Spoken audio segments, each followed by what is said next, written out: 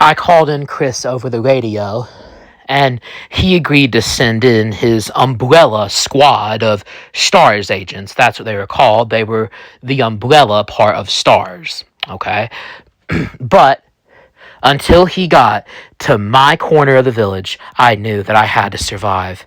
And then I heard that horrifying snarling again. And I raised my gun, ready to fight. And then I see another one of those bearded were-zombies, whatever you want to call them.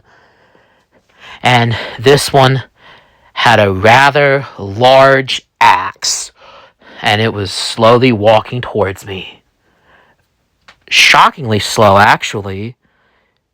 And I got the feeling that it was trying to scare me or divert me. And then behind me, I heard the snarling again. And then I reached from behind me, and then I pulled that werewolf right over my shoulder and onto the snow. And then using my enhanced strength, I punched him right in the face. And I don't know if I broke any bones in his face, but then I raised him up right as the second werewolf that was coming right at me raised his axe, and as soon as that ugly beast let his axe down, I used the unfortunate werewolf that I had just face punched. I used him as my human shield, a very heavy, muscular human shield. And then the axe came down right into that ugly beast's chest. And then I pushed them forward, and they both fell back. And then I pulled out my handgun, ready. And then as soon as the latter werewolf who was holding the axe sat up from the snow, and he gave me that horrible, toothy, fanged grin. And then I raised the gun and put a bullet right in his face, and he fell back and never got up again. And then I noticed that other big bad wolf with the axe in his chest began to slowly pull it out and hoist himself up from the snow. I raised my gun to him, and then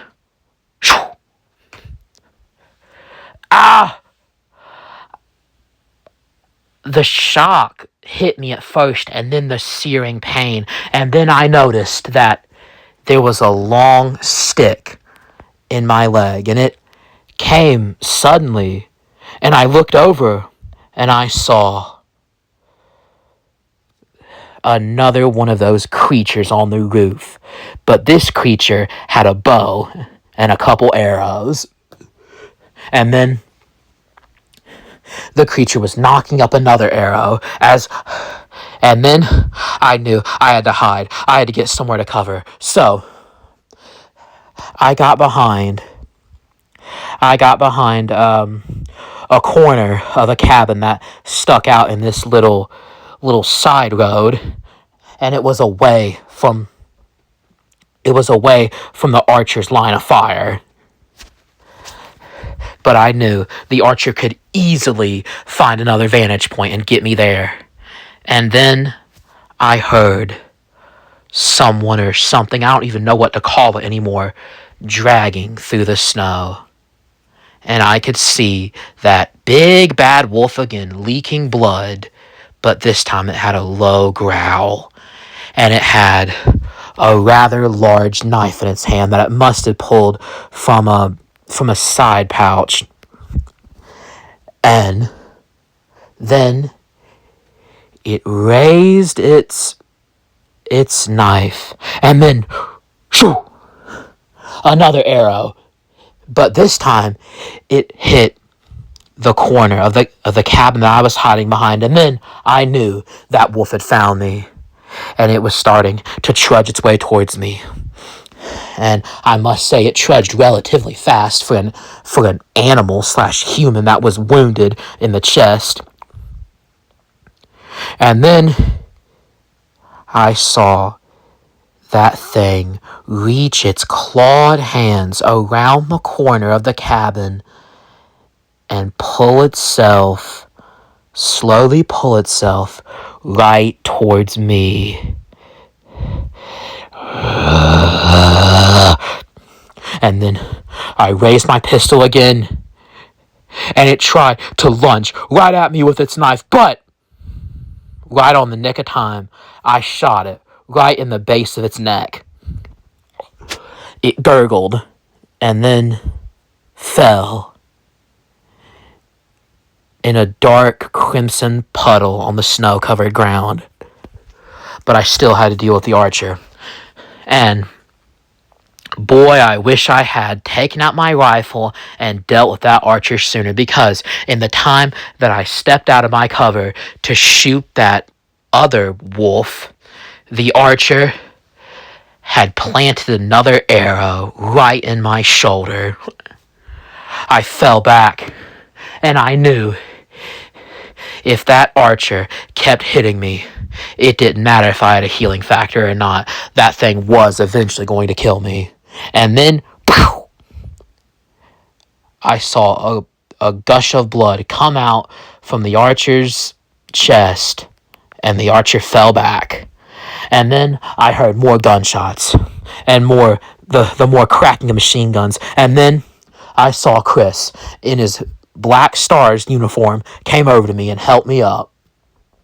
And he was wearing an umbrella badge on the Stars uniforms, and he was wearing some kind of mask, but he lifted it up and said, "Are you okay, Ethan?"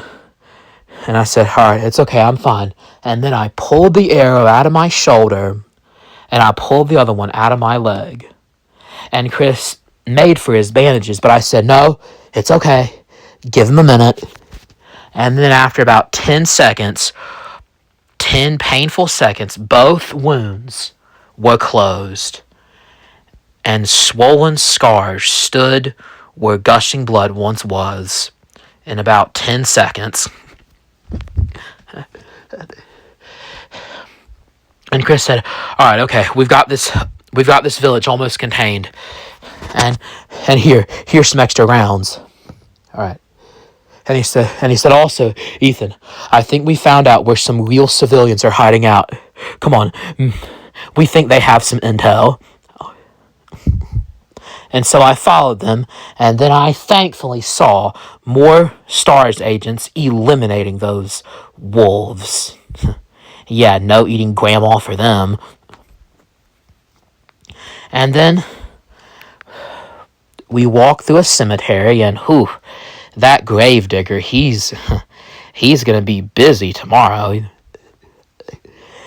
And then we ran into a small church, and I must say it was a very charming German Alp-style church. It had some nice wood design in there, and there was some nice faded blue and sometimes green colored pews, and the podium and the pulpit was covered in, well, what appeared to be old flowers. And sitting in the corner was a group of 2 old men, an old woman, and a few young women, and quite a few children. And so we got a German translator to basically just greet them politely, although I'm not sure if saying Guten Morgen mattered so much, because, the village was overrun with werewolves and all. And then the German translator who had just come in said, "All right." And he spoke in English this time and said, "Okay, this is Weld, right?" And then a loud, boisterous German voice came through the church and said, "Weld! It is Weld! You Americans, it is Weld." And then I noticed that A rather obese but charming, blonde, German man stood up, and he was wearing an old black suit with some black snow boots, and said, "Sorry, my name is Duschen van Richthofen, but my friends call me Duke. Okay. And I am multilingual. I speak Deutsch, French, and English. And yes, I know what's going on here, and in fact, I'm a little bit embarrassed that I didn't see it before."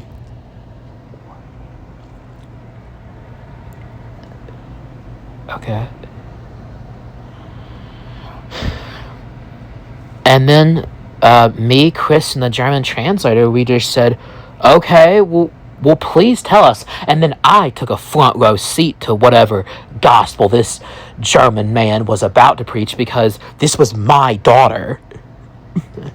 So I said, "All right, Duke, what's going on here?" And he said, "Oh, friends already, are we?" Anyway, so a few years ago, Miss Miranda Eugenic came here, and she claimed that she would set up this lab that was so graciously provided by, well, one of the noble women in this area, Miss Anna Emmass. And she claimed that she would set up a lab and we would get first access to her miracle medicine. But she would need a few test subjects. And about a week ago, she called in for a bunch of young, able-bodied men in the village, okay? And she injected them with this serum, and, well, they became those ugly beasts you see outside now. And she claimed there were tactical advantages to turning boys into werewolves. I don't know. Do you know Mr. Umbrella? And Chris came in and said, yeah. Well, they are muscular, so they got that going for them. And also, they're very agile. Okay, and they're very durable creatures. Because it takes like at least 3 or 4 bullets to bring them down. And also, they have a little bit of fur, so the fur keeps them warm. So there are some advantages to that. And he said, all right. So, back to the story. So, she stayed in Anna Emmass's house, and, well, I don't like to start any rumors, but, well, Anna and Miranda, they have a little arrangement, but I don't know. I really couldn't tell you what the arrangement was. But I know they have something going on together. And she also did some experiments with Anna. And Anna, she's also recruited some men and women to do her bidding. And she makes them wear black robes and goat pendants. And I said, really? Those guys took my daughter? And he said, really? Really? The baby that came in 2 days ago, that was your baby? That was your baby? Oh, well, Mr. Ethan Upshur. And he said, all right. Well, Mr. Ethan Upshur, I would definitely recommend going through the woods and into Anna's house. I think that's where the baby may be, because, well, Anna Emmass, she always wanted a baby. It's a sad story. I could show you that she is. And I said, yes, please do. And so he strolled out, and a couple STARS agents came out with us.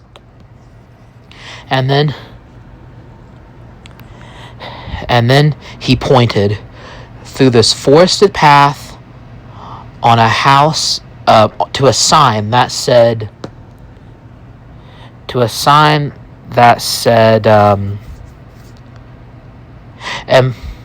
it said something in German, Emmass.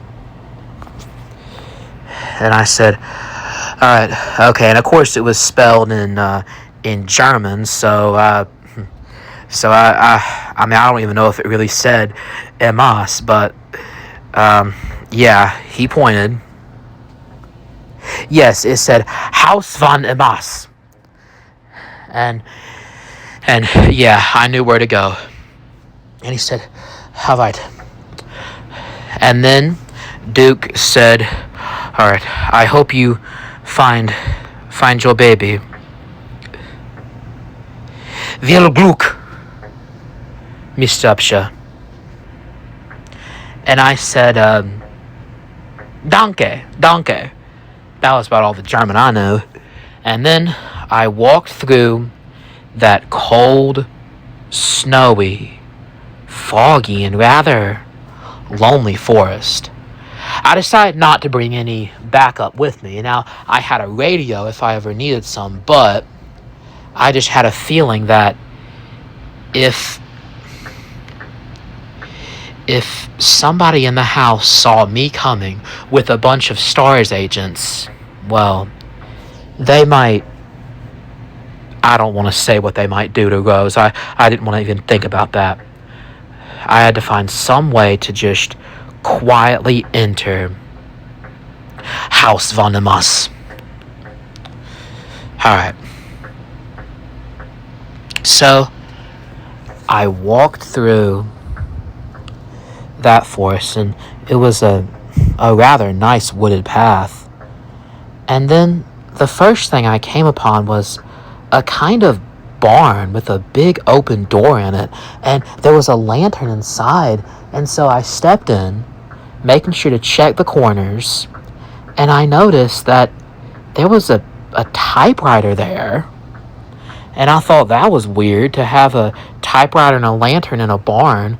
And the barn, it was full of these things like meat and fruits and vegetables. And this must be where this Emmass gets her food. And then behind me, I hear another low moan, and I hear, Aussteigen! And I quickly look behind me, and then I see the familiar black-robed figure. And he has a scythe, and he raised it towards me, and then, pow! I put him down. And he falls. And so, I step out of that barn, and I keep going. Haus Von Emmass must be straight ahead. And then I noticed that the next part on my little trek through this snowy, foggy, forested path was what appeared to be a small private cemetery. And I started looking throughout this cemetery, and then in the fog, I noticed another one of those black-robed, hooded figures. And yeah, it was safe to say this thing, I don't even want to call it a person, was going to kill me. So I raised my handgun and put a bullet in its back. And it fell forward, and that was it. And then I noticed that it was leaning over a grave that was labeled Claire Emmass. And I must say, this Claire Emmass didn't live very long. I think this Claire Emmass was a baby when she died, and she only lived to be a couple days old. And I noticed that there were bigger graves in this small private cemetery, and they were all named Emmass, and they had all died relatively recently. It just gave me more and more the creeps.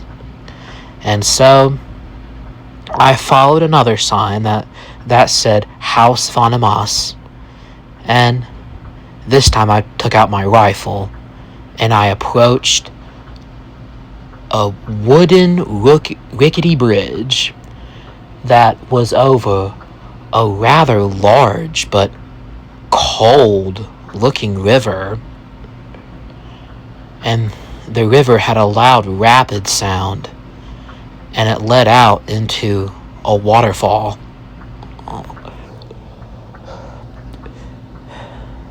And so I took a deep breath and I started walking with my rifle on that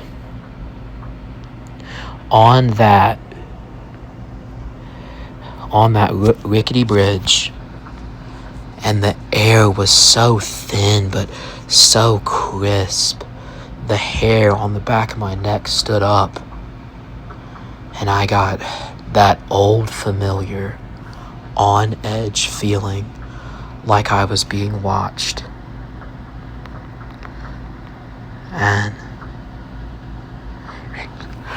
And then I hear a loud, high-pitched German shriek, "Injugling!" And then I see another one of those cloaked figures raise something up in his hand and then bring it forward and then release. And then I see a shiny silver thing fly through the air in a millisecond, and then I lean to the side and it flies right past me, and I was able to see that it was some kind of scythe or a sickle. And then I raised my rifle, and then that cloaked figure said in German again, hold on, I'm trying to find, Sie werden nicht dekommen. Man, German can be a freaking scary language. Du kommst hier nicht vorbei! And then I raised the rifle and then put a bullet right through this guy's heart. And he fell to the side and fell into that big wide river below. Where his body went, I didn't really care. And then I finally crossed that bridge, and the fog lifted for me to see what appeared to be an old white and brown wooden manor. It had a nice big porch, and it was right next to a waterfall. It had a little path to a waterfall, and beside the waterfall is what appeared to be like a pond and maybe a pool, but to the other side of it appeared to be a big forest and another path behind the house. But my hunch was that Rose was in this house. So I made my way towards it, and then I hear the snap of a twig, and I turn my head to the side, but I felt 3 large metal tubes get shoved right into my head, and I felt them penetrate my temples, and then I am pushed forward, and I take a nauseatingly side lunge, and then I'm able to take the rifle that I'm still holding, and I'm able to swing it to the side of which it came, and then I feel the metal come out of my head, and I see this, what appears to be a larger man, in that same black cloak with the goat necklace. And then I raise my rifle to him, and then shoot once. But he didn't fall that time. He raised the pitchfork that he had just stabbed me with. He raised it again, and then I finally put him down. And then, I had the worst headache. And I felt the side of my head, and blood was coming out. And I could feel the warm, thick blood in my hair. But the blood became slower and slower. And eventually I felt 4 big stabs on my head through my hair in a few seconds. And then I decided to walk onto that nice wooden porch. And I must say,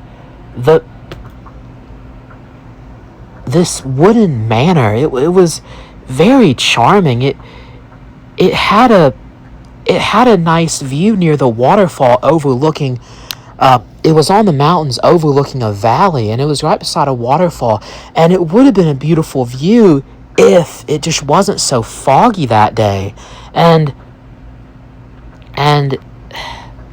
I don't know, it's just the air was just real thin but thick at the same time. The atmosphere was just very thick and on edge. And the house, I don't even know how to describe the house. It looked like it was once vibrant and luxurious, but now it looked just cold and sad in a manner that was once cozy.